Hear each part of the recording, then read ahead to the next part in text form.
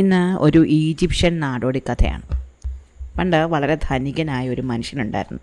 അയാൾ പ്രായമായി മരിക്കാറായ സമയത്ത് അയാൾ തൻ്റെ ചുറ്റും ഉണ്ടായിരുന്ന ആൾക്കാരോട് പറഞ്ഞു, എൻ്റെ മരണസമയം അടുത്തു. ഞാൻ ഒരുപാട് സ്വത്ത് സമ്പാദിച്ചിട്ടുണ്ട്. അതുകൊണ്ട് അതിനെനിക്കൊരു വിൽപ്പത്രം തയ്യാറാക്കണം. അപ്പോൾ അടുത്ത ബന്ധുക്കളെല്ലാം അയാൾക്ക് ചുറ്റും കൂടി എന്താണ് ഇയാൾ പറയുന്നതെന്ന് കേൾക്കണമല്ലോ.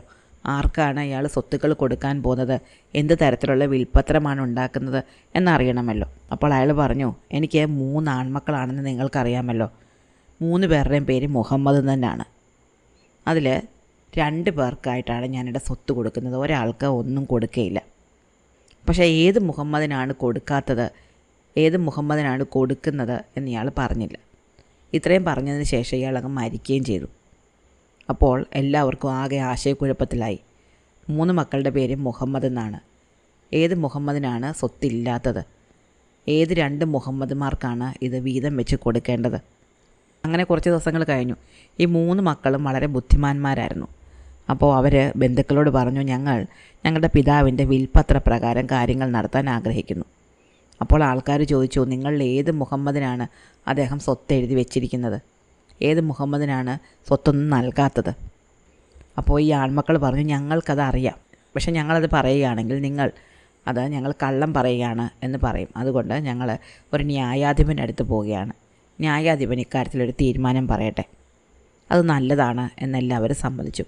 അങ്ങനെ ഈ 3 മക്കളും കൂടി ന്യായാധിപൻ്റെ അടുത്തേക്ക് പോയി. അങ്ങനെ പോകുന്ന വഴിക്ക് ഒരു അറബിയെ കണ്ടുമുട്ടി. അറബി ഇവരെ കണ്ടപ്പോൾ ഓടി അടുത്ത് വന്നിട്ട് ചോദിച്ചു, എൻ്റെ ഒട്ടകത്തിനെ കളഞ്ഞു പോയി. ഒട്ടകം ഇതുവഴി എങ്ങാനും പോകുന്നത് കണ്ടോ? അപ്പോൾ ഈ ആൺമക്കൾ 3 പേരും കൂടെ പറഞ്ഞു, ഞങ്ങൾ ഒട്ടകത്തിനെ കണ്ടില്ല, പക്ഷേ അത് ഈ വഴി പോയിട്ടുണ്ടെന്ന് ഞങ്ങൾക്ക് മനസ്സിലായി. ഒന്നാമൻ ചോദിച്ചു, നിങ്ങളുടെ ഒട്ടകത്തിന് ഒരു കണ്ണല്ലേ ഉള്ളൂ? രണ്ടാമത്തെ മകൻ ചോദിച്ചു, നിങ്ങളുടെ ഒട്ടകത്തിന് വാലില്ല അല്ലേ? മൂന്നാമത്തെ ആൾ പറഞ്ഞു, നിങ്ങളുടെ ഒട്ടകത്തിൻ്റെ പുറത്ത് ഒരു ചാക്ക് പഞ്ചസാര ഉണ്ടായിരുന്നു. അപ്പോൾ ഈ അറബി പറഞ്ഞു, നിങ്ങൾ അതിനെ കണ്ടിട്ടുമുണ്ട്, നിങ്ങളാണ് അതിനെ മോഷ്ടിച്ച് വിറ്റത്. അപ്പോൾ ഈ 3 മക്കളും പറഞ്ഞു, ഇല്ല, ഞങ്ങൾ ഇതിനെ കണ്ടിട്ടില്ല, ഞങ്ങൾക്ക് മനസ്സിലായതാണ് ഒട്ടകം ഇതുവരെ പോയിട്ടുണ്ടെന്ന്. അറബി സമ്മതിച്ചില്ല. അറബി ഇവരോട് വഴക്കായി. അപ്പോൾ ഇവർ പറഞ്ഞു, ഞങ്ങൾ എന്തായാലും ന്യായാധിപൻ്റെ അടുത്തേക്ക് പോവുകയാണ്. അങ്ങനെയാണെങ്കിൽ നിങ്ങളും കൂടെ ഞങ്ങളുടെ കൂടെ വാ. അവിടെ പോയി നമുക്ക് ന്യായാധിപനോട് ഈ പ്രശ്നം പറയാം, അദ്ദേഹം ഒരു പരിഹാരം കണ്ടുപിടിക്കട്ടെ. അങ്ങനെ ഈ 3 ആൺമക്കളും ഈ അറബിയും കൂടി ന്യായാധിപൻ്റെ അടുത്തേക്ക് പോയി. അവരവിടെ എത്തിയപ്പോഴേക്കും നേരെ ഒരുപാട് വൈകിയിരുന്നു. അപ്പോൾ രാത്രി ആയതിനാൽ ന്യായാധിപൻ ജോലിയൊക്കെ കഴിഞ്ഞ് ഉറങ്ങാൻ കിടക്കുകയായിരുന്നു. തന്നെ കാണാൻ 4 പേര് വന്നിട്ടുണ്ട് എന്ന് ന്യായാധിപൻ അറിഞ്ഞു. പക്ഷേ അന്ന് അദ്ദേഹം പ്രശ്നങ്ങളൊന്നും പരിഹരിക്കാൻ ഉദ്ദേശിച്ചിരുന്നില്ല. അതുകൊണ്ട് അദ്ദേഹം തൻ്റെ ജോലിക്കാരിയോട് പറഞ്ഞു, വന്നതാരാണെങ്കിലും അവർക്ക് ഭക്ഷണം ഉണ്ടാക്കി കൊടുക്കൂ. എന്നിട്ട് അവരോട് ഇന്നിവിടെ വിശ്രമിക്കാൻ പറയൂ. നാളെ ഞാൻ അവരുടെ പ്രശ്നങ്ങൾ എന്താണെന്ന് വെച്ചാൽ കേട്ടിട്ട് പരിഹാരം കണ്ടുപിടിക്കാം. അങ്ങനെ ജോലിക്കാരി പുറത്ത് ചെന്നിട്ട് ഈ 4 പേരോടും അകത്തേക്ക് കയറിയിരിക്കാൻ പറഞ്ഞു. അവരോട് ഭക്ഷണം കഴിച്ചതാണോ എന്ന് ചോദിച്ചപ്പോൾ അവർ പറഞ്ഞു, അല്ല, ഞങ്ങൾ ഭക്ഷണം കഴിച്ചിട്ടില്ല. അപ്പോൾ ജോലിക്കാരി പറഞ്ഞു, അങ്ങനെയാണെങ്കിൽ ഇവിടുന്ന് ഭക്ഷണം തരാം. അങ്ങനെ ഈ 4 പേർക്കും ഭക്ഷണം വിളമ്പി വെച്ചു. ന്യായാധിപൻ ഉറങ്ങിയിരുന്നില്ലല്ലോ. അപ്പോൾ ആരാണ് വന്നതെന്ന് അറിയാൻ വേണ്ടിയിട്ട് ന്യായാധിപൻ ചെറിയൊരു കിളിവാതിലൂടെ ഇവരെ നോക്കുന്നുണ്ടായിരുന്നു. അപ്പോൾ ഈ 4 പേരും, അതായത് ഈ ധനികനായ വ്യാപാരിയുടെ 3 മക്കളും അറബിയും ഭക്ഷണം കഴിക്കാനിരുന്നു. അപ്പോൾ മൂത്ത സഹോദരൻ പറഞ്ഞു, നമുക്ക് ഈ ഭക്ഷണം കഴിക്കേണ്ട കേട്ടോ, ഇതത്ര ശരിയല്ല. അപ്പോൾ അറബി ചോദിച്ചു, അതെന്താ നിങ്ങൾ ഭക്ഷണം കഴിക്കേണ്ടെന്ന് പറയുന്നത്? അപ്പോൾ മൂത്ത സഹോദരൻ പറഞ്ഞു, ഈ ന്യായാധിപൻ ഒരു പാപിയായ മനുഷ്യനാണ്, അതുകൊണ്ട് ഇയാളുടെ ഭക്ഷണം കഴിക്കുന്നത് ശരിയല്ല. രണ്ടാമത്തെ മകൻ പറഞ്ഞു, ഇത് ആട്ടിറച്ചിയാണ് എന്ന് പറയുന്നതേ ഉള്ളൂ, ഇത് ആട്ടിറച്ചിയല്ല, ഇത് നായയുടെ ഇറച്ചിയാണ്. അപ്പോൾ മൂന്നാമത്തെ മകൻ പറഞ്ഞു, ഈ റൊട്ടി ഉണ്ടല്ലോ, ഈ റൊട്ടി അശുദ്ധമായ റൊട്ടിയാണ്, ഇത് ഉണ്ടാക്കിയ സ്ത്രീ അശുദ്ധയായിട്ടാണ് ഈ പാചകം നടത്തിയത്. ഈ അഭിപ്രായങ്ങൾ കേട്ടുകൊണ്ട് കിളിവാതിലൂടെ നോക്കുകയായിരുന്ന ന്യായാധിപൻ പെട്ടെന്ന് അങ്ങോട്ട് ചെല്ലുകയും ഈ 3 പേരോട് എന്തിനാണ് തൻ്റെ വീട്ടിൽ വിളമ്പിയ ഭക്ഷണത്തിനെ കുറ്റം പറയുന്നത് എന്ന് ചോദിക്കുകയും ചെയ്തു. അപ്പോൾ ഒന്നാമൻ പറഞ്ഞു, നിങ്ങളൊരു പാപിയാണ് എന്നെനിക്ക് ഉറപ്പാണ്. രണ്ടാമൻ പറഞ്ഞു, നിങ്ങൾ വിളമ്പിയത് നായയുടെ ഇറച്ചിയാണ്. മൂന്നാമൻ പറഞ്ഞു, നിങ്ങളുടെ വീട്ടിൽ ഈ ഭക്ഷണം ഉണ്ടാക്കിയ സ്ത്രീ അശുദ്ധയാണ്. ന്യായാധിപൻ 4-മനോട് ചോദിച്ചു, നിങ്ങളെന്താ ഒന്നും പറയാത്തത്? അപ്പം 4-മൻ പറഞ്ഞു, ഞാനിവർ പറയുന്നത് കേട്ടുകൊണ്ടിരിക്കുകയാണ്, ഞാൻ നിങ്ങളോടൊരു ചോദ്യം ചോദിക്കാൻ വേണ്ടി വന്നതാണ്, അപ്പോൾ ഇവരുടെ കൂടെ കൂടിയെന്നേ ഉള്ളൂ. അപ്പോൾ ന്യായാധിപൻ മറ്റ് 3 പേരോടും ചോദിച്ചു, നിങ്ങൾക്ക് എങ്ങനെ മനസ്സിലായി ഞാനൊരു പാപിയാണ് എന്നും എൻ്റെ വീട്ടിൽ വിളമ്പിയ ഇറച്ചി നായയുടെ ഇറച്ചിയാണെന്നും ഈ റൊട്ടി ഉണ്ടാക്കിയ ആൾ അശുദ്ധയാണെന്നും? അപ്പോൾ ഇവർ പറഞ്ഞു, അത് ഞങ്ങൾ പറയില്ല, നിങ്ങൾ അന്വേഷിച്ച് നോക്കിയാൽ മതി. നിങ്ങളുടെ വീട്ടിൽ തന്നെ അന്വേഷിച്ചാൽ ഇതിനുള്ള ഉത്തരം നിങ്ങൾക്ക് കിട്ടും. അപ്പോൾ അയാൾ അകത്ത് ചെന്ന് തന്നെ അമ്മയോട് ചോദിച്ചു, അമ്മേ, എന്തുകൊണ്ടാണ് ഞാനൊരു പാപിയാണ് എന്നിവർ പറയുന്നത്?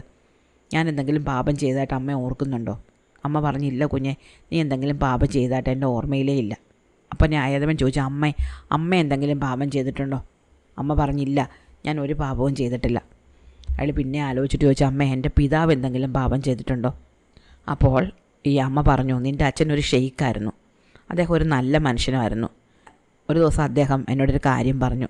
ഞാനിന്ന് ഒരാളോട് ചോദിക്കാതെ അയാളുടെ ഈന്തപ്പഴം എടുത്ത് കഴിച്ചു. അതൊരു പാപമാണ്. ആ പാപം നിൻ്റെ പിതാവ് ചെയ്തിട്ടുണ്ട്. അപ്പോൾ താനൊരു പാപിയുടെ മകനാണ് എന്ന് ന്യായാധിപന് മനസ്സിലായി. അയാൾ തൻ്റെ അടുക്കളയിലേക്ക് ചെന്നു.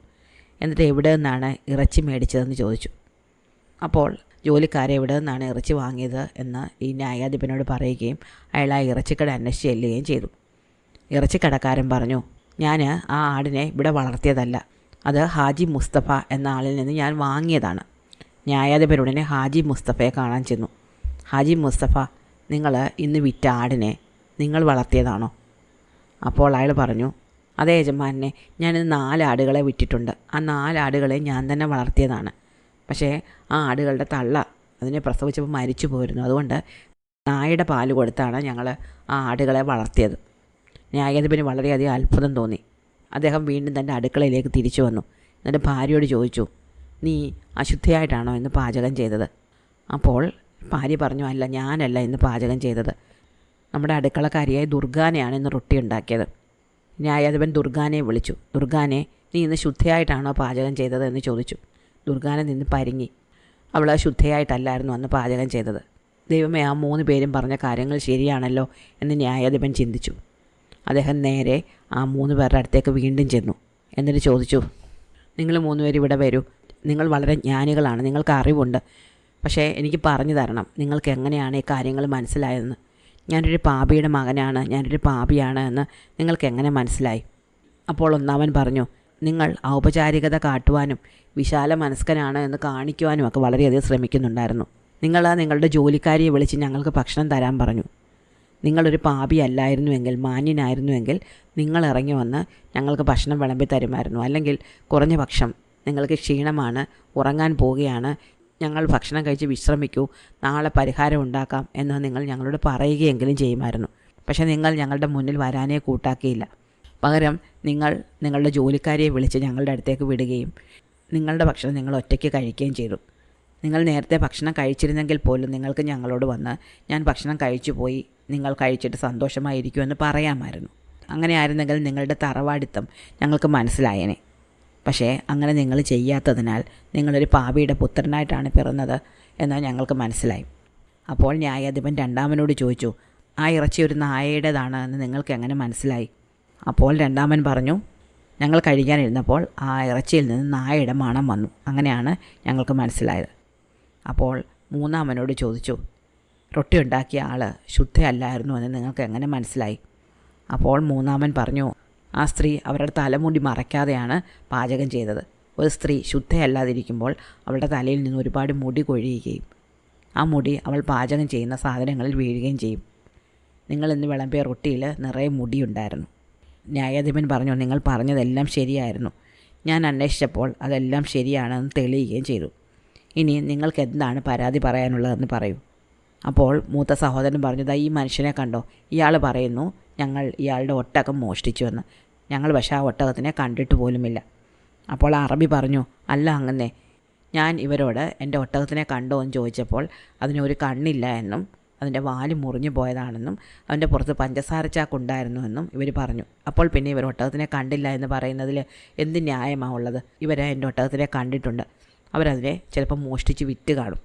ന്യായാധിപൻ അവരോട് ചോദിച്ചു, നിങ്ങൾക്ക് എങ്ങനെ മനസ്സിലായി ഈ ഒട്ടകത്തിന് കണ്ണില്ലെന്നും വാലില്ലെന്നും അതിൻ്റെ പുറത്ത് പഞ്ചസാര ചാക്കായിരുന്നുവെന്നും? അപ്പോൾ മൂത്ത സഹോദരൻ പറഞ്ഞു, ഞങ്ങൾ ഒട്ടകത്തിനെ കണ്ടില്ല, പക്ഷേ നടന്നു പോകുന്ന വഴി ഒട്ടകത്തിൻ്റെ കാൽപ്പാടുകൾ കണ്ടു. മാത്രമല്ല അത് വഴിയുടെ വലതുവശത്തെ പുല്ല് മാത്രം തിന്നതായിട്ടും കണ്ടു. ഇരു കണ്ണുകളും കാഴ്ചയുണ്ടായിരുന്നെങ്കിൽ അത് ഇടതുവശത്തെ പുല്ലും അതിൽ വളർന്ന നല്ല കായകളും കഴിച്ചേനെ. പക്ഷേ ഇവിടെ ഇടതുവശത്തെ പുല്ല് മാത്രം തിന്നതുകൊണ്ട് അതിന് ഇടതുവശത്തെ കണ്ണ് മാത്രമേ കാണുന്നുണ്ടായിരുന്നു എന്ന് ഞങ്ങൾ അനുമാനിച്ചു. അപ്പോൾ ന്യായാധിപൻ പറഞ്ഞു, ശരി, ഇനി നിങ്ങൾക്ക് എങ്ങനെ മനസ്സിലായി ഒട്ടകത്തിന് വാലില്ലായിരുന്നുവെന്ന്? അപ്പോൾ രണ്ടാമത്തെ മകൻ പറഞ്ഞു, നടന്നു പോകുന്ന വഴി ഒട്ടകം കാഷ്ടിക്കുന്നുണ്ടായിരുന്നു.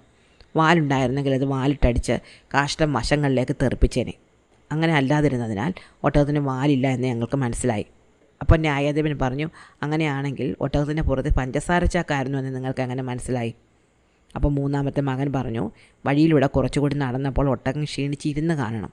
അവിടെ നിന്ന് എഴുന്നേറ്റപ്പോൾ തൂവി വീണതുപോലെ കുറച്ച് പഞ്ചസാര കിടക്കുന്നത് ഞാൻ കണ്ടിരുന്നു. ന്യായാധിപൻ ഒട്ടകക്കാരനെ വിളിച്ചിട്ട് പറഞ്ഞു, നിങ്ങൾ വീട്ടിലേക്ക് മടങ്ങിപ്പോയിക്കോളൂ. ഒട്ടകം ഇവരുടെ പക്കലില്ല. ഇവർ വലിയ ബുദ്ധിമാന്മാരാണ്. അതുകൊണ്ടാണ് അവർ ഒട്ടകത്തിനെ പറ്റി മനസ്സിലാക്കിയത്. ഇവർ പറഞ്ഞ വഴിയെ പോയാൽ നിങ്ങൾക്ക് ചിലപ്പോൾ നിങ്ങളുടെ ഒട്ടകത്തിനെ കണ്ടു കിട്ടിയേക്കും. കാര്യങ്ങൾ ബോധ്യപ്പെട്ട അറബി അവിടെ നിന്ന് ഒട്ടകത്തിനെ അന്വേഷിച്ചു പോയി. അപ്പോൾ ന്യായാധിപൻ സഹോദരന്മാരോട് ചോദിച്ചു, നിങ്ങൾ മറ്റൊരു പ്രശ്നം കൊണ്ടാണ് എൻ്റെ അടുത്ത് വന്നതെന്ന് പറഞ്ഞില്ല, അതെന്താണ്? അപ്പോൾ അവർ പറഞ്ഞു, ഞങ്ങളുടെ അച്ഛൻ മരിച്ചുപോയി. അദ്ദേഹം മരിക്കുന്നതിന് മുമ്പ് ഒരു വിൽപ്പത്രം തയ്യാറാക്കിയിരുന്നു. അതിൽ പറഞ്ഞിരിക്കുന്നത് എനിക്ക് 3 മക്കളുണ്ട്. 3 പേരുടെയും പേര് മുഹമ്മദ് എന്നാണ്. അതിൽ ഒരുവന് മാത്രമേ എന്നിൽ നിന്നൊന്നും ലഭിക്കുകയില്ല. മറ്റ് 2 പേർക്കുമായിട്ട് സ്വത്ത് വീതം വെച്ച് കൊടുക്കണമെന്നാണ്. ഞങ്ങൾക്കും അറിയാം, ഞങ്ങളുടെ പിതാവിനും അറിയാം അദ്ദേഹം ആരെയാണ് ഉദ്ദേശിച്ചതെന്ന്. പക്ഷേ ഞങ്ങൾക്ക് ആരെയും അനിഷ്ടപ്പെടുത്താൻ ആഗ്രഹമില്ല. അതുകൊണ്ട് അങ്ങ് എന്താണോ വിധിക്കുന്നത് അതനുസരിച്ച് ഞങ്ങൾ ചെയ്യാം. മാത്രമല്ല, ആർക്കാണോ ഒന്നും കിട്ടാത്തത് ആ ആളെ മറ്റ് 2 പേരും ചേർന്ന് തുല്യമായി പരിഗണിച്ചു കൊള്ളാം. ന്യായാധിപൻ പറഞ്ഞു, ശരി. അദ്ദേഹം മൂത്ത സഹോദരനെ മുറിക്കുള്ളിലേക്ക് വിളിപ്പിച്ചു. എന്നിട്ട് ചോദിച്ചു, നിങ്ങൾക്ക് നിങ്ങളുടെ പിതാവിനെ നന്നായിട്ട് അറിയാമോ? അവൻ പറഞ്ഞു, അതെ, എനിക്ക് നന്നായിട്ട് അറിയാം. നിങ്ങളുടെ പിതാവ് മരിക്കുമ്പോൾ നിങ്ങൾ അരികിലുണ്ടായിരുന്നോ? ഉണ്ടായിരുന്നു. എവിടെയാണ് കുഴിമാടം എന്നറിയാമോ? അറിയാം. എങ്ങനെയാണെങ്കിൽ അവിടെ ചെന്നിട്ട് ആ കുഴി തുറന്ന് അദ്ദേഹത്തിൻ്റെ കയ്യിൽ നിന്നൊരു ഒപ്പ് വാങ്ങണം. അദ്ദേഹത്തിൻ്റെ കൈവിരൽ പതിപ്പിച്ചാലും മതി. അങ്ങനെ ചെയ്യാമോ? അപ്പോൾ മൂത്ത മകൻ പറഞ്ഞു, എനിക്ക് അത് പറ്റില്ല. അദ്ദേഹത്തിൻ്റെ കുഴിമാടം തുറക്കാനല്ലേ അങ്ങ് ആവശ്യപ്പെടുന്നത്? വേണ്ടതെല്ലാം അദ്ദേഹം തന്നിട്ടുണ്ട്. ഇനിയും അദ്ദേഹത്തെ സമാധാനത്തോടെ വിശ്രമിക്കാൻ അനുവദിക്കണം. ന്യായാധിപൻ പറഞ്ഞു, നിങ്ങൾക്ക് തിരികെ പോകാം. രണ്ടാമത്തെ മകനെ വിളിച്ച് ഇതേ ചോദ്യം ചോദിച്ചു. മകനും ഇതേ ഉത്തരം തന്നെയാണ് പറഞ്ഞത്.